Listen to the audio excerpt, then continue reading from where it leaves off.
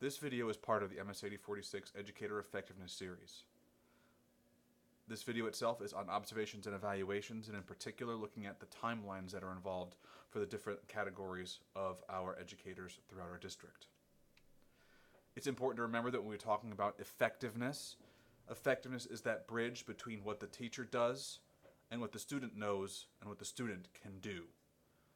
Being effective is what are those things in between what the teacher does and what the student knows and can do. So with that in mind, let's talk about our teachers. In MSAD 46, there are two categories of teachers. There's probationary and professional. Probationary teachers, you are assigned a probationary title within the first 3 years of being hired. You're on an annual cycle for observation and for evaluation.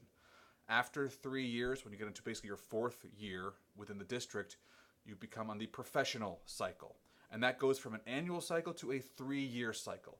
And I'm going to walk you through what each cycle actually looks like.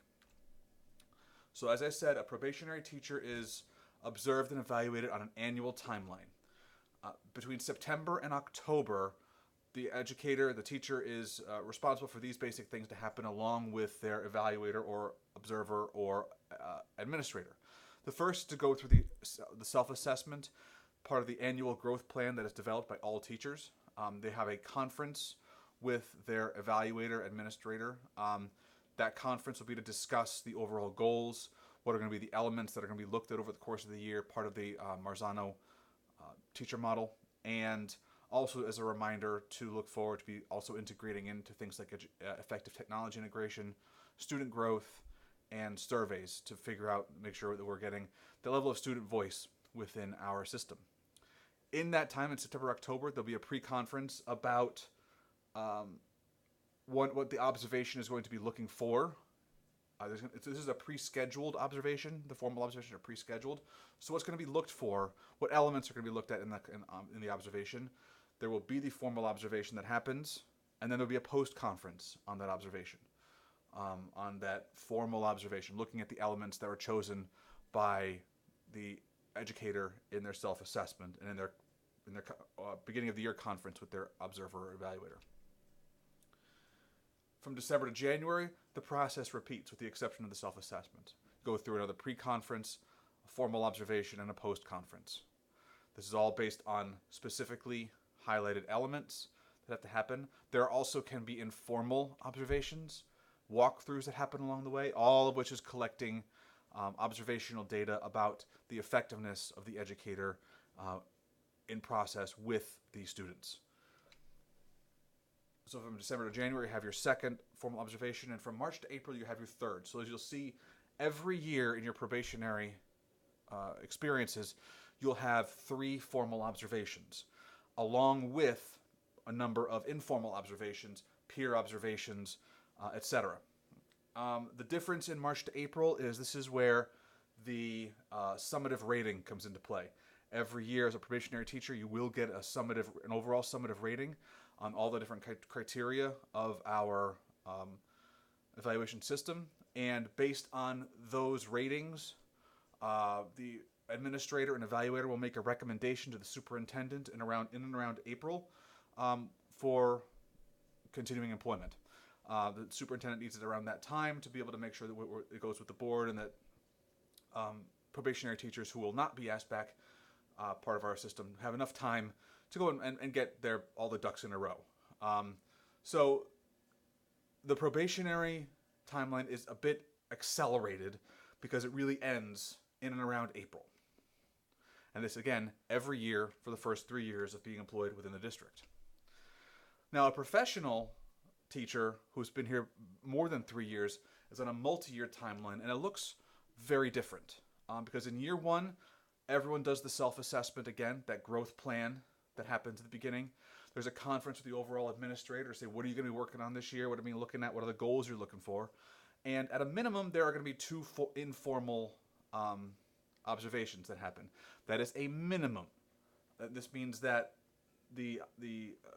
someone comes in and looks at your classroom more than at least twice. Obviously, there should be more than that, but at a minimum, at least 2. And then at the end of the year, there's a post-conference going over what you did, and that's where there's going to be a demonstration from the educator, a conversation about all the different criteria within the PEPG system, and I'll get to that in just a minute or two. Year 2, the exact same thing. Self-assessment, the conference, observations that happen throughout the course of the year, and a post-conference at the end of the year. And by the way, the post-conferences also kind of set up the next year in general. Now, year 3, we get to the self-assessment again, the pre-conference. This year, though, is the summative year. So that means that there are both formal and informal observations. With the formal observations, you go back to the kind of schedule that the probationary teacher had with the 3 over the course of the year. Then at the end of that year, you have a summative rating. The summative rating is based on all 3 years of information. It's not just based on year 3, but it's based on year 1 and 2, which is why we have teachers go through the growth plan every single year, and why we do assign a rating every single year, even though they don't count in years 1 and year 2, unless there's a score of a 1. That's a different conversation. So let's talk about the end of the year conferences, since we're already here.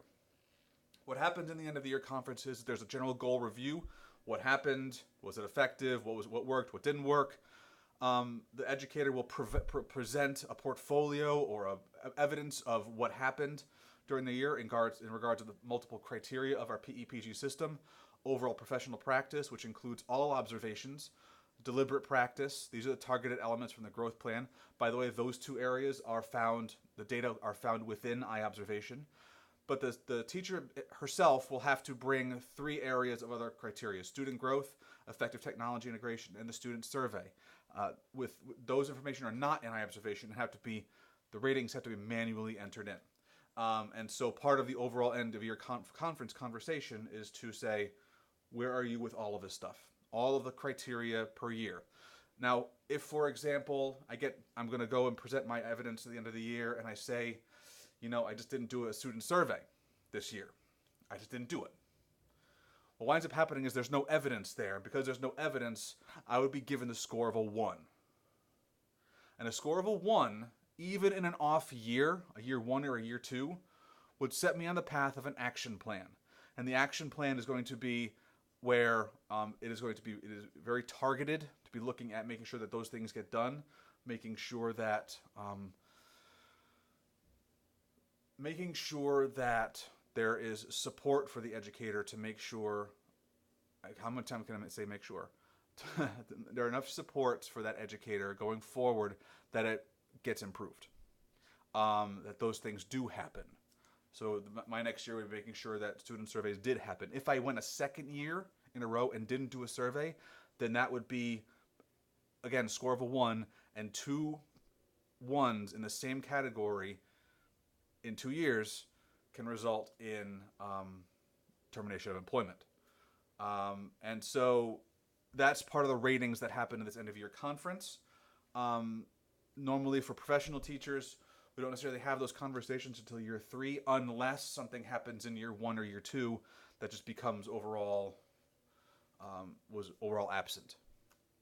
And then finally, once all the ratings are done and the things are discussed, you and your observer look ahead to what's coming next year to determine that level of effectiveness. That's what we're talking about here. What this is all about, making sure that what we do as educators in the classroom, what we plan, impacts and is shown what the students know and can do. It's that bridge. That's what effectiveness means. For more information, I would highly recommend on the PEPG system, for our teacher evaluation system, go to this website right here, tinyurl.com/MSAD46 PEPG, and while you're there, bookmark it so that you don't have to look for it again. All the information, schedules, resources, etc. on our teacher evaluation and PEPG system is on that website.